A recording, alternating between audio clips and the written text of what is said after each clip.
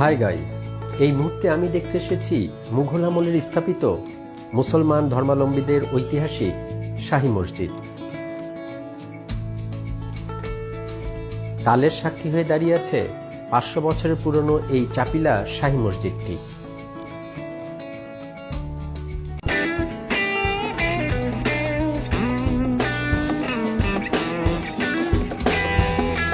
আজ জামাইবাবুর সঙ্গে বহুল আলোচিত 500 বছরের পুরনো মসজিদ দেখতে নাটোর শহর থেকে সিএনজি রিজার্ভ করে রওনা হয়েছি।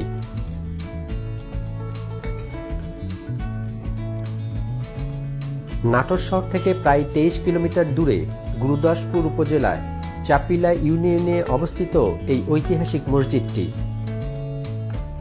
সোনালী 3টি গম্বুজ নিয়ে বহুকালের সাক্ষী হয়ে দাঁড়িয়ে আছে চাপিলা শাহী মসজিদটি। ইতিহাসের ধারাক্রমে জানা যায় চাপিলা একসময় ছিল মুঘলদের প্রশাসনিক কেন্দ্র। মুঘল শাসনামলে বাদশাহ শাহজাহানের ছেলে সুজা বাংলার গভর্নর নিযুক্ত হন। সেই সময় চাপিলা গ্রামে মুঘল সেনাদের ফাঁড়ি ছিল, মানুষেরও বসবাস ছিল চাপিলায়। সেই সময় নামাজের জন্য এখানে তৈরি করা হয় এই মসজিদ। কালাক্রমে ধ্বংস হয় চাপিলা নগরী। তারপর বহুদিন লোকচক্ষুর আড়ালে ছিল এ অঞ্চল। 1947-এর পর এই এলাকা নতুন করে বসতি করতে থাকে মুর্শিদাবাদ, ঢাকা সহ বিভিন্ন এলাকা থেকে আগত মানুষ। সেই সময় জঙ্গল পরিষ্কারের সময় এলাকার মানুষ খুঁজে পায় মসজিদটি। সেই সময় লোকমুখে রটে যায় এক রাতের মধ্যে নির্মিত হয়েছে মসজিদটি, যা থেকে কালাক্রমে গায়েবী মসজিদ নামটি ছড়িয়ে পড়ে।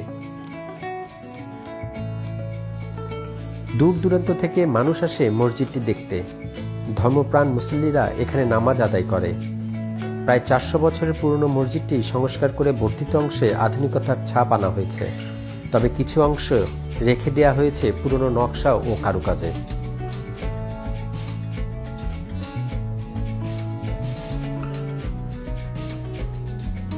সৃষ্টিকর্তার ইবাদতে যখন মুসল্লি ভাইরা, তখন আমি চললাম মসজিদের পাশের গ্রামের দৃশ্য দেখতে।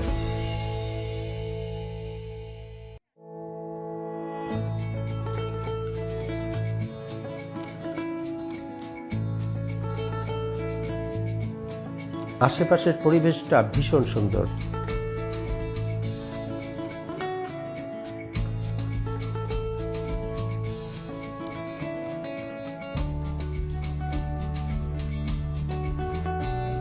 উপস্থিত এমনই একজন ভাইয়ের কাছে শুনবো এই মসজিদের ঐতিহাসিক কিছু বর্ণনা।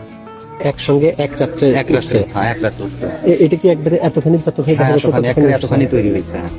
আচ্ছা, তারপর মানুষের জানাজানি হয়েছে, জানাজানি হওয়ার পর পরে জিনিসটা ওগুলো মিশিয়ে গেছে, মিশিয়ে দেওয়ার পরে দেখছে, দেখার পর বাদ বাই টুক মানুষে করেছে। ও আচ্ছা আচ্ছা, জিনিসটা অনেক পুরনো, বহুত আগের জিনিস, এবং এটা অনেক ঐতিহ্যবাহী। এখানকার লোকজন খুব বিশ্বাস করে, বিশ্বাস করে গাইবি জিনিস। আচ্ছা, সকালবেলা মানুষ সব দেখে সব আবক হয়ে আছে। ও হঠাৎ করে এখানে এসে দেখে মসজিদ উঠে আছে। আচ্ছা, এটা কি আপনার অনেক পুরনো? এটা অনেক পুরনো, এটা বহুত আগে গাইবি মসজিদ এক রাতে হয়েছে। আমি বলতে পারবো না, তবে আমি তো আমার জন্মের পরে, মানে জন্মের থেকে আমি দেখেছি এটা বহুত আগে হিসাবে দিয়ে খাওয়া দাওয়া করে সব চলে যায়। প্রায় প্রতিদিনই লোকজন আছে এই সপ্তাহে শুক্রবারে এটা বহুত আমলের।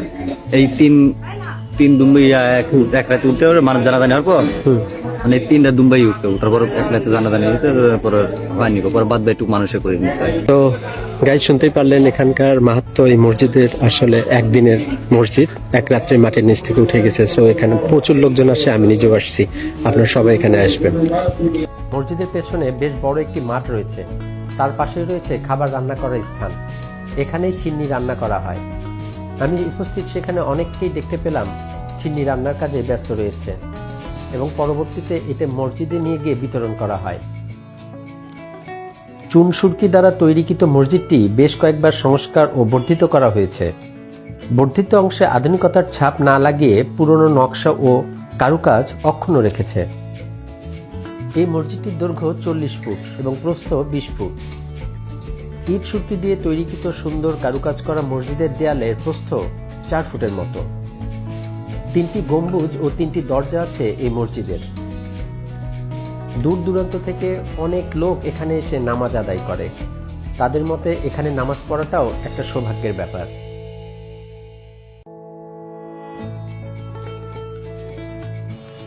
এলাকাবাসী মনে করেন যথাযথ প্রচার এবং প্রসার ঘটলে পুরাকীর্তি হিসেবে সংরক্ষণ করা হলে মসজিদটি ঘিরে গড়ে উঠতে পারে আরেকটি নতুন পর্যটন কেন্দ্র।